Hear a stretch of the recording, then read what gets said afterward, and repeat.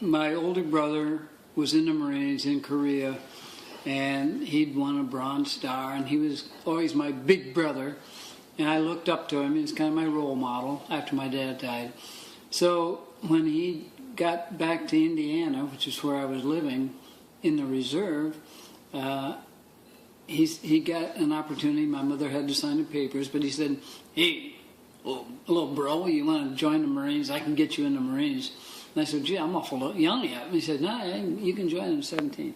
So this was in the 50s now.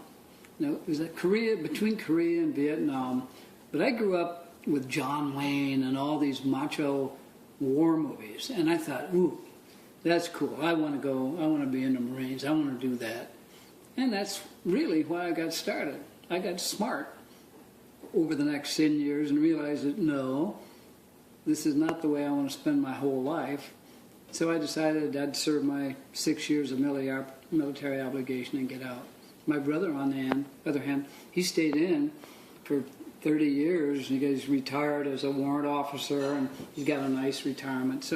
But that was what got me into it. One, just kind of looking up to my brother, and two, back in the 50s, being in the military was, one, an obligation, but two, it's something that everybody kind of thought, ooh, this is cool.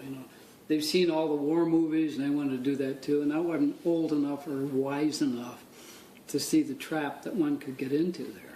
At the end of the day, I'm a Marine, and in the Marine Corps, once a Marine, always a Marine. And I always can remember walking tall and having had that boot camp training and being tough enough to survive it as a young kid. But that made me tough, and it made me proud. And so that was another reason that I wanted to join, and one of the things I'm still grateful for in the Marine Corps. It's like a fraternity. First year in college, I got married to my high school sweetheart. And here I am, 21 years old, just 1 year of college, still in the Marine Reserve. I've got a baby and a family to take care of, so I had to go to work. So I was working for architects, as a draftsman. I had a year of college, so I knew engineering and I could do some pretty good stuff. And so I'm working for the architects when I'm going to school, and I switched into the architectural curriculum. And then for the next 10 years, I'm working and I'm studying, I'm working, I'm studying. So by the time I got through college, I was out of the Marines already. They didn't pay for it.